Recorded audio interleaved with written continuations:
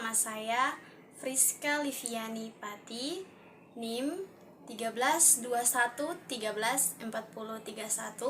semester 3, jurusan Administrasi Niaga, Prodi Administrasi Bisnis Terapan. Saat ini, saya akan membahas tentang pengungkapan Blue Accounting dan kontribusinya terhadap pendapatan asli daerah Provinsi Maluku. Pastinya sudah kita ketahui bahwa Negara Kesatuan Republik Indonesia atau NKRI merupakan negara maritim dengan luas wilayah kurang lebih 70% laut dan 30% daratan. Indonesia memiliki lebih dari 17.000 pulau dengan garis pantai lebih dari 99.000 km. Wilayah laut Indonesia yang luas membuat Indonesia menjadi negara yang memiliki potensi sangat besar di sektor pariwisata, kelautan, dan perikanan. Di samping itu, Indonesia memiliki daerah-daerah tujuan wisata yang baik mulai dari Sabang sampai Merauke, Miangas sampai Pulau Rote. Letak geografis Indonesia inilah yang menjadi faktor sangat kondusif dalam implementasi Blue Economy. Apa itu Blue Economy? Blue Economy merupakan kegiatan yang pro-ekosistem.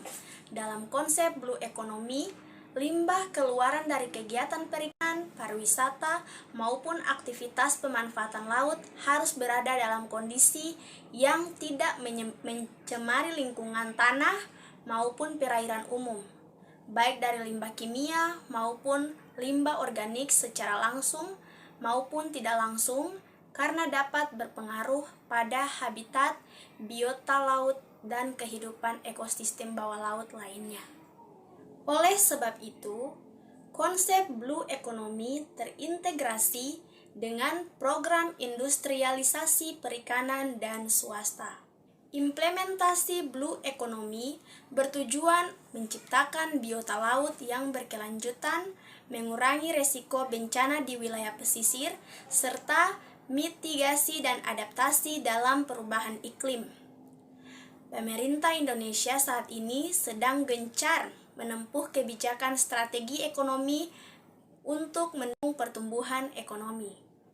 Selain itu, posisi Provinsi Maluku yang berbatasan langsung dengan 3 pulau besar di Indonesia, yaitu Pulau Sulawesi, Papua, dan Halmahera. Menurut Bank Dunia, Blue Economy adalah pemanfaatan sumber daya laut yang berwawasan lingkungan untuk mendukung pertumbuhan ekonomi, kesejahteraan, dan mata pencarian sekaligus pelestarian ekosistem laut. Salah satu wilayah KRI yang terkenal keindahan kawasan perairannya adalah Provinsi Maluku, yang berkarakteristik kepulauan dengan luas daratan kurang lebih 7,6% dan luas lautan kurang lebih 92,4%.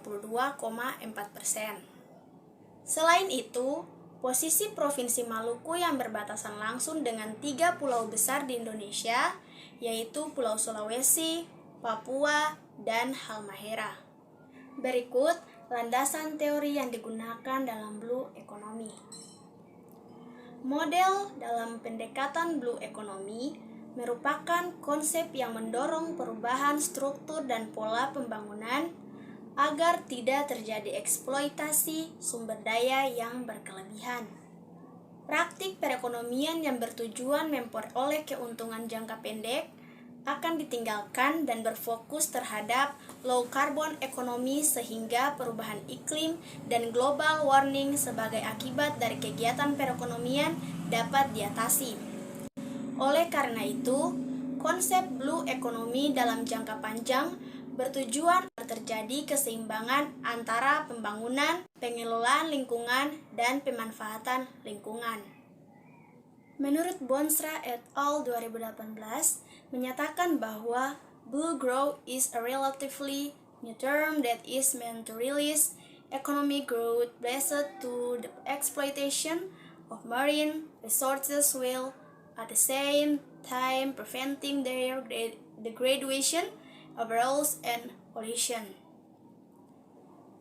Hasil penelitian BARI 2017 menyatakan bahwa South Asia, particularly Bangladesh, has potentials and scope for implementing the blue economy, but strong political commitments, plenty of research, societal awareness, and attitude to optimism and dependency are required to achieve long-term sustainable prosperity. Selain itu, adapun temuan Payuda tahun 2020 mengungkapkan untuk dapat mengimplementasikan konsep blue economy terdapat 5 pilar pokok, yaitu yang pertama, redevelopment atau pembangunan ulang budaya maritim yang dilahirkan oleh nenek moyang bangsa Indonesia. Yang kedua, menjaga sumber daya hayati dan non-hayati di perairan atau laut. Yang ketiga, menciptakan kedaulatan dan kesejahteraan pasangan pangan dan pokok laut. Yang keempat, prioritas pemberdayaan serta infrastruktur laut harus diterapkan. Dan yang kelima, memberi konektivitas terhadap kemaritiman negara Indonesia. Pada temuan ini menyatakan bahwa implementasi konsep blue economy dalam pemberdayaan masyarakat di wilayah pesisir dilakukan dengan merevitalisasi pembangunan berkelanjutan dengan menggunakan konsep digitalisasi aquaculture untuk mendukung kemandirian dan ketahanan pangan di bidang maritim melalui pengembangan hilirisasi produk perikanan yang memiliki daya saing dan inovatif guna mendukung pembangunan nasional di negara Indonesia yang berkelanjutan. Sedangkan hasil penelitian Purbani et al. 2016 mengungkapkan bahwa variabel utama pengembangan industri perikanan berkelanjutan sesuai konsep blue economy adalah ramah lingkungan, kebersamaan gotong royong, peningkatan industri, dan tidak menyisakan limbah. Menurut Safudin 2015, menyatakan bahwa pengelolaan sumber daya kelautan dan perikanan secara optimal dan lestari berbasis blue economy mencakup pengembangan kawasan, komoditas, inovasi teknologi, dan sumber manusia, serta pengawasan pengelolaan sumber daya kelautan dan perikanan. Adapun menurut hasil penelitian Radiarta tahun 2015 menyatakan bahwa penerapan blue economy di bidang perikanan budidaya masih harus diperkaya dengan kerangka kebijakan kelautan dan perikanan, termasuk di dalamnya ketersediaan teknologi perikanan budidaya yang prospektif, peningkatan sumber daya manusia, sosialisasi konsepsi blue economy, dan penerapan perikanan budidaya yang mampu untuk mengakomodasi prinsip-prinsip blue economy.